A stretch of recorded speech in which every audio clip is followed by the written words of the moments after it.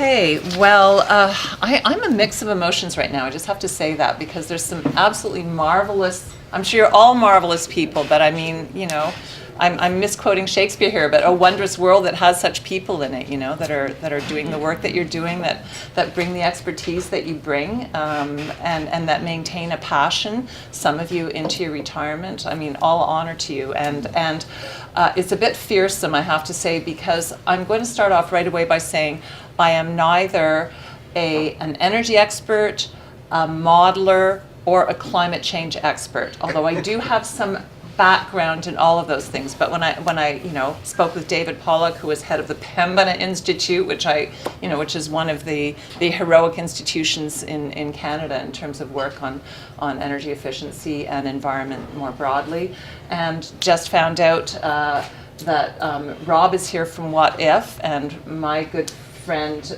Bert McInnes. Of course, I learned about What If's work through canoeing with Bert on many rivers. And Rob is here. I mean, there's many people here I know who have really solid expertise in these areas. So let's make this interactive. I mean, I'm here to tell you about an initiative called Low Carbon Cities Canada. And so it really is about trying to engage as much support as possible to see if we can get federal funding to make this thing happen. So I'm going to present the case to you, and then we can have a discussion about it. But if at any point you want to correct me about something or enrich a piece of information that I'm presenting, I more than welcome that. I'll start actually by just telling you a few words about the Ottawa Community Foundation, which is where I currently work and came to, via a rather circuitous route. So the Ottawa Community Foundation basically exists to make philanthropy easy in Ottawa. So our kind of value proposition is, thank you. Keeping an eye on things. Yeah, our value proposition has to do with transactional excellence, world-class asset management, and community knowledge. So we are the holder of about 800 funds, more than 800 funds, and about $150 million in assets, which is used to do granting to charitable organizations and partners of charitable organizations in Ottawa across a huge range of issues related to quality of life in our city, including environment. So Ecology Ottawa, for example, is not a charitable organization, but we're very big on charitable partnerships because we really want to ensure that the energy and talent of people who live in Ottawa and the organizations that exist here are supported to do the good work that they do, regardless of whether they have charitable status. But we obviously have to be respectful of CRA's requirements on these matters. So,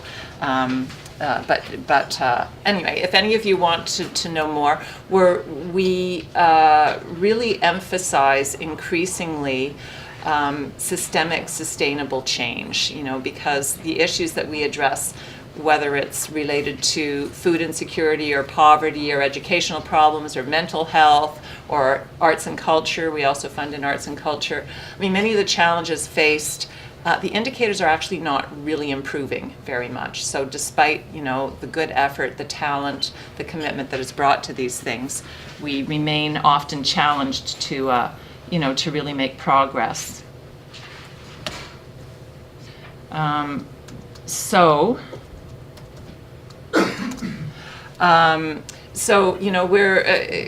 We believe very strongly in evidence-based decision-making, in collaboration and partnerships, and in systems-level thinking. And we're, increasingly trying to attune ourselves to the idea of mainstreaming innovation, because there's lots of innovation. We're a nation of pilot projects, as most of us know. I mean, we love to start things, but bringing them to scale is something that is often really challenging. So, those are the kinds of questions and the questions around our own modus operandi at the Ottawa Community Foundation that we that we are asking ourselves about and that we're really trying to work with. We're also strongly invested now in social enterprise and other finance innovation approaches to ensuring better sustainability of organizations and initiatives, because reliance on grant dollars is not a key to a solid future. So we're really trying to help bridge that gap between the charitable and the private sector, and to build private sector partnerships. We're also stepping into the realm of impact investing. So although the endowment that we manage is mostly market invested for returns so that we can continue in perpetuity making grants, we do also increasingly do impact investing so that our money is doing good while it is doing well for the endowment. Okay, I think we're in very slow. Sorry about this, folks. But anyway, I was going to talk about, let's see, did I want to say anything else about OCF? Any quick questions about the Ottawa Community Foundation while the PowerPoint is pulling up? We grant about we grant about $12 million a year. A good chunk of that is through a program that I manage called the Community Grants Program. And that's our opportunity as an organization to make decisions about grant dollars, because a lot of the money that goes out the door from the Community Foundation, the decision makers are directly the donors who are contributing their money to our care. We do have relationships. We do try to inform decisions that are made, but many people already know what they want to do with their money. So some of those assets are sort of flexible and some not so. Okay, let's see here.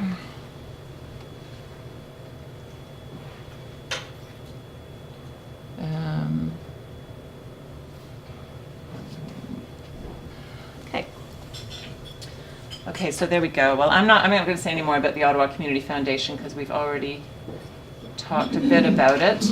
Okay, so what I'm really here to talk about is Low Carbon Cities Canada.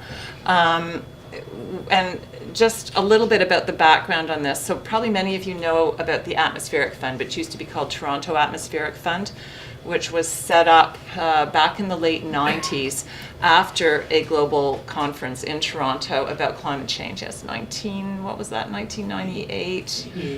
88, yes, you're right, thank you. I know, it's like, oh my God. Folks got fired up at that time, and the city made a major investment of $25 million through a sale of land to set up the Toronto Atmospheric Fund in order to basically bridge some gaps and overcome some of the policy and financial constraints around climate change investments and action. So TAF's been around for a long time. I'll talk a little bit more about it in a minute. But they had the original $25 million endowment from the city. In 2017, they got an additional $16 million from the province to basically expand their mandate beyond the city of Toronto to the GTA and Hamilton. And then brazenly, they made their way off to the feds and said, well, does the federal level want to contribute to our good work? At which point they were told, well, we can't really fund one city, but do you think there's other cities that are interested? So TAF got some money from NRCan and the Trottier Foundation, and this kind of amalgam of foundations that have agreed to co-invest in the Clean Economy Fund to gauge interest across the country. So there was some strong initial interest from some of the participating cities, and then the Atmospheric Fund, Julia Langer, I have to just say, is a very good friend of mine anyway, so she knew that I would be interested. She called me and said, do you think there'd be interest in Ottawa in having a center in Ottawa? And I said, well, I'm sure there would be. And in my role as sort of a convener at the Ottawa Community Foundation, I'll call some folks together who I think would be interested in contributing, and we'll have a conversation and see where it goes. So this is where it's gone so far. this was in, I guess it was in June 2017, so it was a while ago, and it was a real hurry up, we got to get this done right away kind of thing, because we were planning to apply to the Low Carbon Economy Fund that was part of the federal pan-Canadian framework on climate change and clean energy. And it looked like we were going to potentially get some funding from there for this Low Carbon Cities Canada network, but that turned out to be a bust because the boundaries were were too constraining around what the federal government was going to invest in through that. So we are still basically looking for funding. So in a nutshell, what is it about? It's a network that includes now Vancouver, Edmonton, the Atmospheric Fund, which is GTA and Hamilton, Ottawa, Montreal, and Halifax. Calgary has just also indicated an interest in joining. And anyway, the intention is to boost local capacity for the transition. So, although there is a lot of knowledge about what needs to be done at all levels, landing activities locally and scaling them up is actually really a challenge.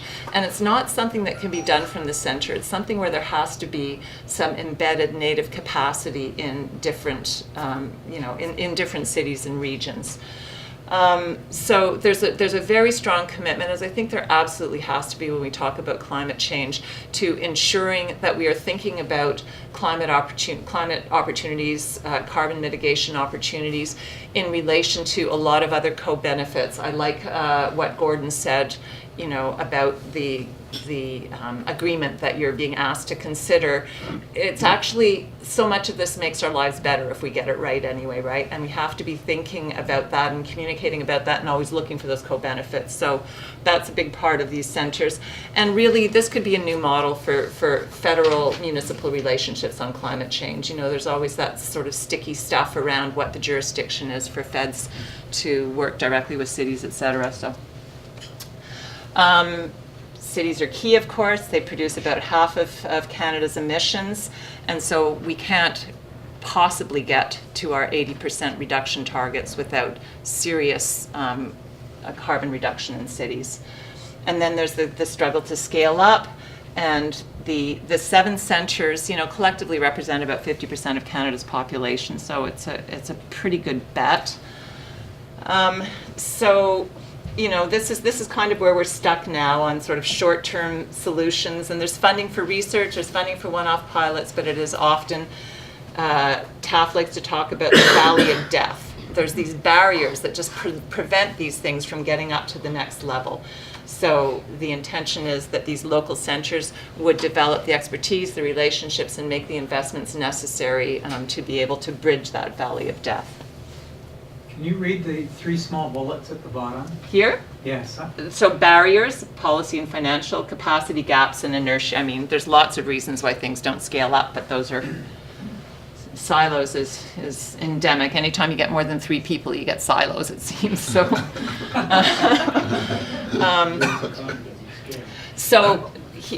here's part of the value proposition. Go where public and private dollars can't. I'm going to talk a little bit more about some of this neat stuff that TAF does to basically prove to financial markets, yes, there is money in this, you can do it. So, but sometimes that needs to be proven and that needs to be worked a little bit. So, obviously, focusing on the main sources of emissions, so buildings and transportation waste.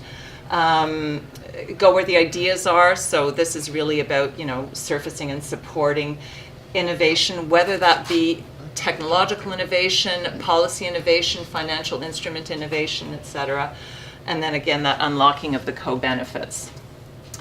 So why Ottawa Community Foundation? Because basically when I was telling a little bit about the background of how we got involved, initially I was just seeing our role as, convening, and then somebody else will sort of take it. But because we were under the gun to really get a very solid proposal together in a short period of time, and there really wasn't another organization out there that we could point to with the financial management capacity that was required to make a good case. Yes, we can do this. We sort of said, well, actually the Ottawa Community Foundation has that ability, and we would, we still have to figure it out if it lands, but we would provide sort of the governance backbone and the financial management backbone, at least for the first few years, and then sort of see where it goes and whether the centre decides to take those roles on itself. And I have to say, of course, we're very interested in the issue. You know, it's the issue of our times in many ways, and we do fund in the environment. And you know, anything, our mandate is very broad, but anything that lands more resources in Ottawa to do good, important work is something that we're happy to get behind. So the Atmospheric Fund was set up in 1991. I talked about how it was endowed. It has invested or granted in the order of $60 million, you know, over its lifetime. So it has served, you know, an important role as a grant maker, impact investor, policy advocate. You know, it definitely put a very strong oar in on the coal phase out, for example, and on the Transform TO projects and so on. So it's had a significant influence. And you know, it's invested 3 times the original capital, and it still retains the asset. So that's a pretty good value proposition if you can work money that way, so that you can keep, you know, doing good work with it over a long period of time. So TAF's done a lot of work to support community initiatives and community groups. Like, I won't go into all of these, but the LED traffic signals, just as an example, this was an early on, you know, kind of, again, bridging the gap investment that TAF made to help the city install LED lights at 4 intersections.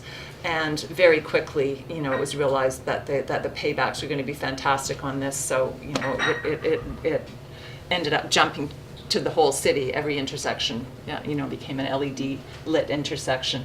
So those are the sorts of things that it does. It supports small group activities as well, including some investments in a small auto share company and a solar share company, just to kind of get them on the rails. And you know, it seeks 3 aspects for return on investment. So financial returns, GHG reduction, and the de-risking of investment to stimulate that market transformation. And its 3 approaches are impact investing, innovative financing products. I'm going to talk a little bit more about that, because I think it's important to sort of understand what the potentials are in Ottawa as well around things like that, and incubation of social purpose ventures.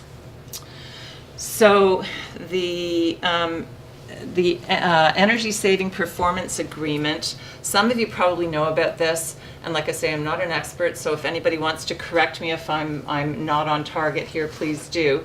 But basically what TAF does is it's kind of like a energy service company. It analyzes the potential for savings in a building.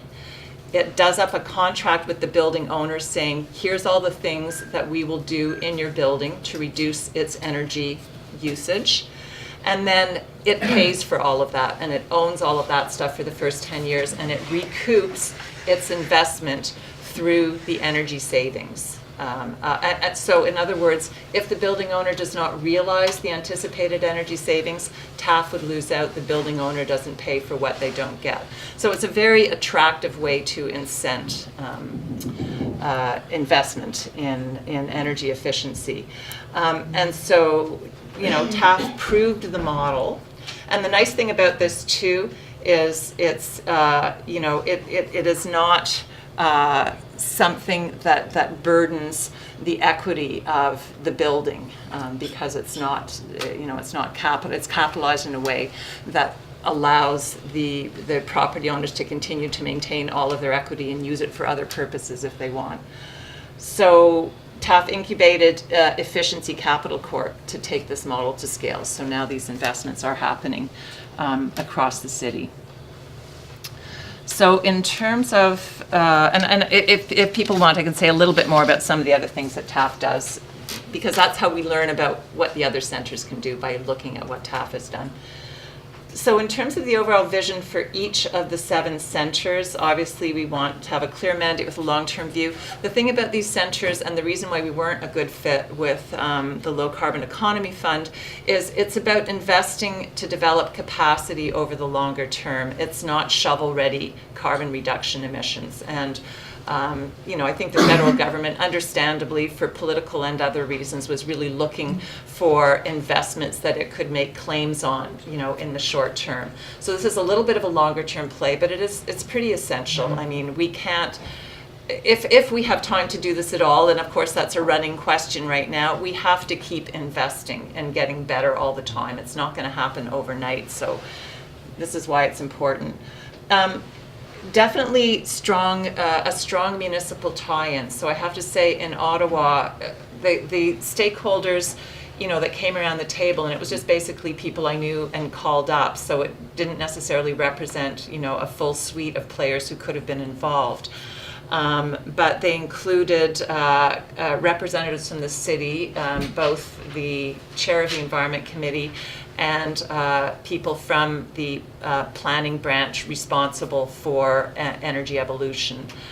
And it included, folks from Hydro Ottawa, from the Ottawa Community Housing, which is a big property owner here, and then from some organizations like OREC, Roger Peters, who probably at least some of you know. Yes, you would know, of course.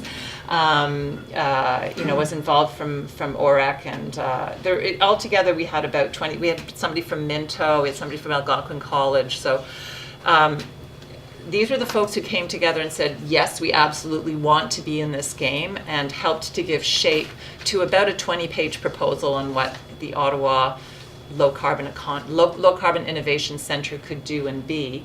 But it's really important that although strong municipal affiliations, it is independent of the municipal government.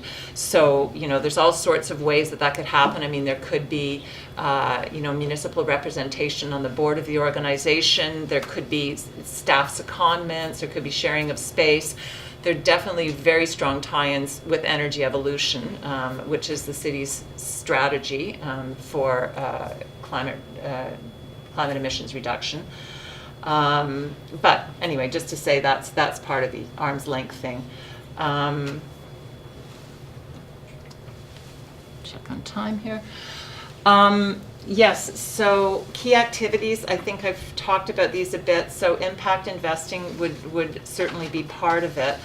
And that's something, again, that takes a while to develop some expertise on, and the sharing between the network of organizations that can happen on that, and perhaps the capacity even, to do some of the due diligence on investing centrally is another benefit of having this kind of a network.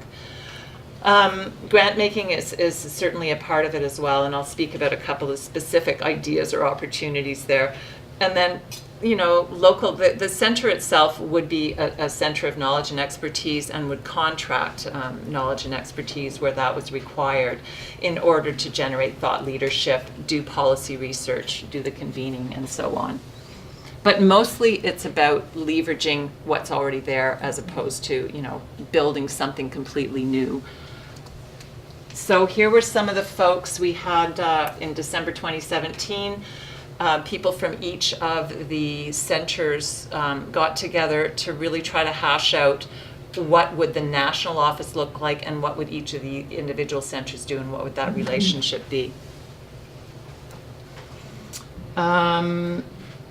So here's some of the principles that we agreed to, and we have just been working on writing a request for expressions of interest for a national office. So we're looking to see if there are existing organizations that could actually serve that function.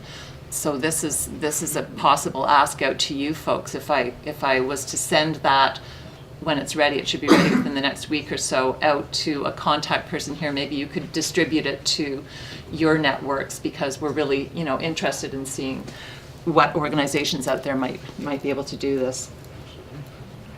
Some shared key performance indicators. So obviously emissions reduction is one of them. the potential for life cycle emissions at scale. So this is what's important. You know, if we're going to invest in something, you know, we're investing in a particular project that in itself may not have a huge impact on emissions reduction. But if we can take that idea to scale across the city, what will it deliver? Energy cost savings is an important part of it. That again ties in with the co-benefits around poverty reduction, frankly. I mean, that there is energy poverty in this city and in this country because energy is, you know, quite expensive in some forms anyway. Renewable energy capacity, mobilization of financial capital. So obviously this would not be just about the investment that we're asking the federal government to make. This would be very much about mobilizing other capital. Return on investment, knowledge sharing, and again, those co-benefits. All of the centers are going to be working on energy efficiency in buildings. This is absolutely critical. In Ottawa, of course, 50% of our emissions do come from buildings. So it's really important that we massively scale up that kind of investment. In Ottawa, we also have a district energy system. You know, this is something that the city and PWGSC and others have been working on, trying to figure out, can we actually renew this system and expand it, and can it be part of the solution that we're looking for carbon reductions? So energy systems, including district energy and renewable energy, are something that most of the centers are interested in working on as well. And then some are very keen on transportation approaches, and other place-specific opportunities will undoubtedly emerge. Some of you know a lot of this much better than I. Lido's Joan Haysom, who I was recommending come in and talk to you because she's brilliant and she does amazing analysis. You probably know her, do you? Oh, wait, where did Rob go? Oh, there you are. Do you know Joan? Do you know Joan Haysom? No, I don't. Okay. Anyway, she would have loved to have been here today, but she wasn't able to make it. I was trying to get her to come so she could be the techie. But, you know, clearly, although electricity is a pretty significant chunk of our energy use, it actually, this is an interesting diagrammatic form called a Sankey diagram. So it sort of shows the flow from fuel type to use.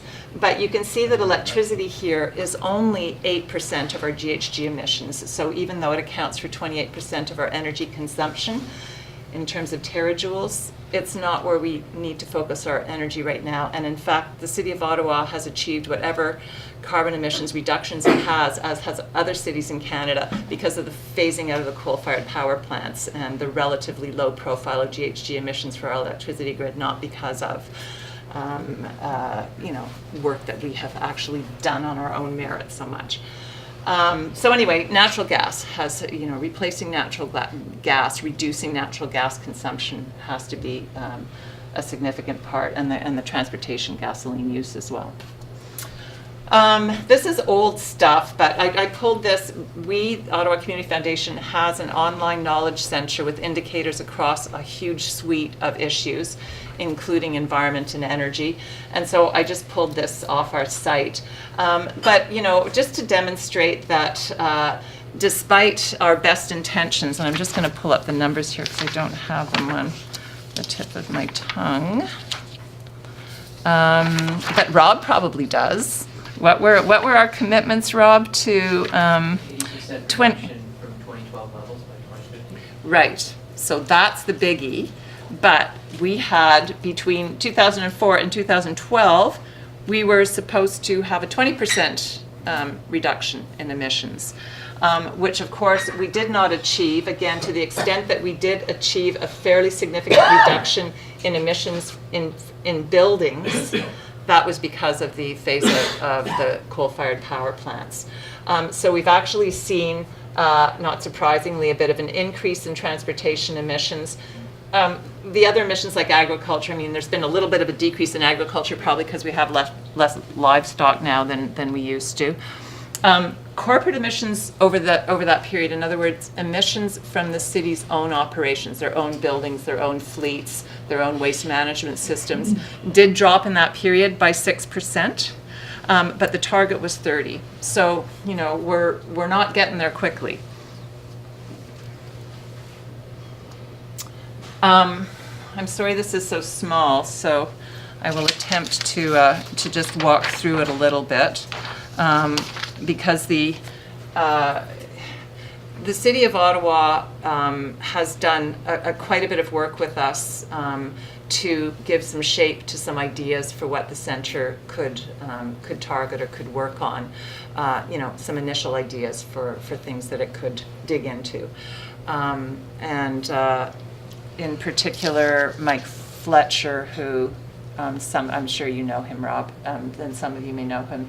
He's an amazing asset at the city. He's a very committed climate change activist, and so we work together to come up with a few of these ideas.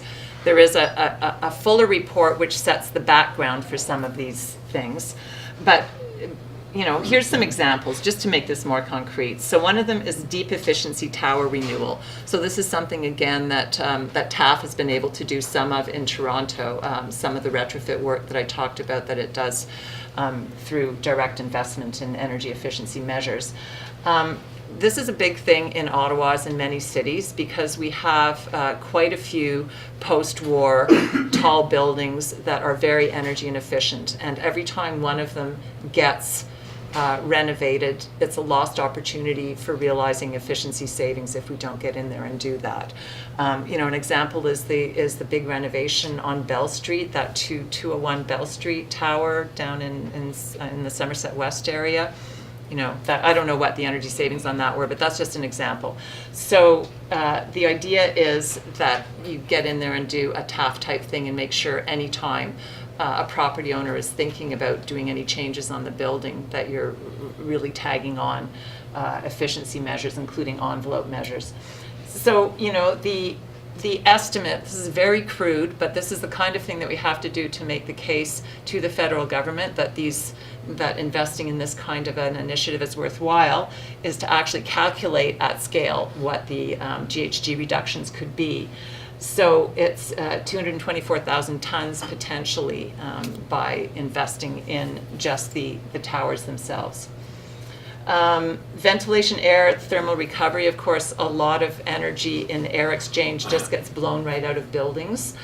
Still, despite the fact that, again, these technologies have been around a long time to recapture the energy of the stale air as it's being vented. Again, this is something that could be done in a lot of buildings, and there's an estimate of close to 50,000 tons that could be done there. So what the centre could do is actually financing around those two pieces. Those are evident opportunities to provide some financing, and again, to demonstrate to the market you can get a return on making these investments yourself. And maybe some bundling would be required to be able to make sure that we're not just cherry picking the highest return buildings, the ones that you can get the most energy reductions from the most quickly, because this is part of the challenge, is once you get down below 5% returns, it becomes less easy to do this kind of stuff. So there's creative ways that you can bundle together a package and still get a good investment return, and then shop that out to the market. So those are the kinds of things that a centre would be working on. Solar thermal photovoltaic systems. So this is a technology, I understand you might know a little bit more about it, Lalit, but it's there's a Chinese product in particular that is just ready to come into the Canadian market, and that is apparently going to be fairly inexpensive. So this is a really good system, rather than, because as we've just discussed, the electricity grid is actually fairly low carbon. Feeding PV energy back into the grid is actually not doing as much good as if it could immediately displace natural gas use.